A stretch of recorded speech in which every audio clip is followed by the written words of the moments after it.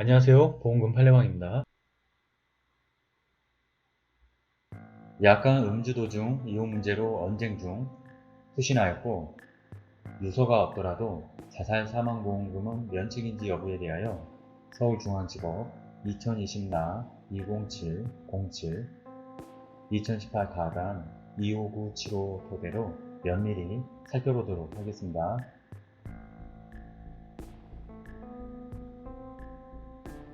재판부의 판단, 관련 법리, 상해보험 사고의 요건 중 우발성이란 고의에 의하지 않고 예견치 않은 우발적인 사고를 의미하며 외래성이란 질병이나 체질적인 요인에 기인한 것이 아닌 외부적 요인에 의하여 발생한 모든 사고를 의미하며 이러한 우발성, 외래성, 급격성, 사망 간의 인과관계는 수익자가 모두 증명할 책임이 있습니다. 반면에 보험자는 피보험자의 고의성에 대하여 자살의 의사를 밝힌 유서나 기타 합리적 의심할 여지가 존재하지 않을 만큼 명백한 주의 정황 시로 증명할 책임이 있습니다. 쟁점, 망인이 고의로 자신을 해친 경우에 해당하는지 여부. 망인은 이혼을 요구하는 원고 A와 말다툼을 하던 중 이 사건 아파트 베란다에서 고의로 추락한 것이 분명합니다. 이유는 다음과 같습니다. 평소 일주일에 1, 2회 가량 부부싸움을 하였고 약 20일 전에도 싸움을 하였습니다. 이때부터 사고 당일까지 서로 말을 하지 않았습니다. 사고 당일 함께 술을 마시면서 원고 A는 망인에게 이혼을 요구하였고 망인은 거부하였습니다. 망인은 평소 부부싸움을 할 때 칼을 손목에 대며 죽겠다라는 극단적인 행동을 한 적이 있었고 사고 당일에도 원고 A가 망인에게 칼을 가져다 주어 망인을 고발하였습니다. 이때 망인은 베란다에서 떨어져 죽을 거야 라는 말을 하였고 곧장 베란다로 갔으나 원고 A는 제지하지 않고 오히려 진짜 죽을 거야 라는 반문을 하였습니다.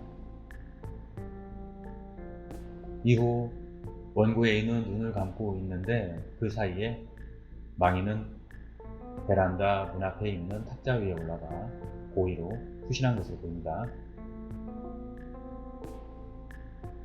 사고 당일 비교적 쌀쌀한 날씨였고 망인이 밖으로 뛰어내리기 위하여 직접 창문과 방충망을 연 것으로 봄이 상당하고 망인의 신장은 157cm이고 베란다의 높이는 115cm, 그 앞에 놓여있는 탁자 높이는 약 72cm로 망인이 위 탁자 위에 올라선다 하더라도 베란다 안전난간이 망인의 무릎 높이에 위치하게 되고 망인은 탁자 위에 올라서며 창문틀과 창문 셰시에 양손을 짚을 수 있는 상태였습니다.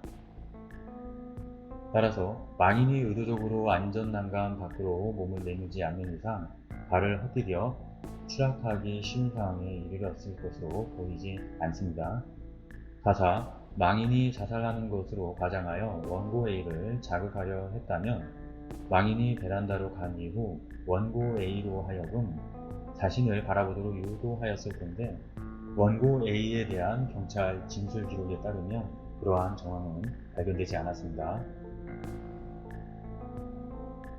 비록 망인은 자살을 암시하는 언동이나 유서를 남기지 않았으나 망인은 원고 A가 이혼을 통보하고 칼을 가져다주며 망인을 자극하자 순간적으로 자살을 결심한 것으로 보이므로 자살을 계획한 유서가 없다거나 자살을 암시하는 언동을 하지 않았다는 것이 망인의 자살을 부정할 만한 결정적인 사정이 되긴 어렵습니다.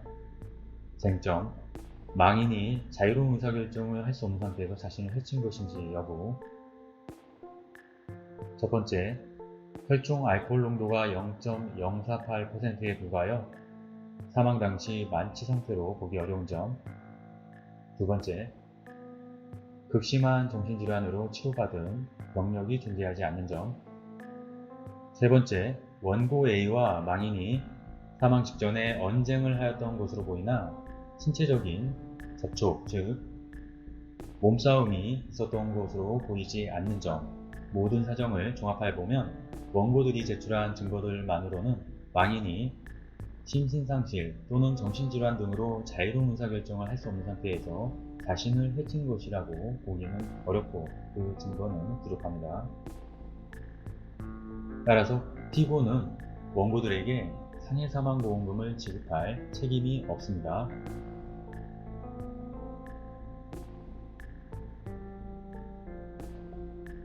평가.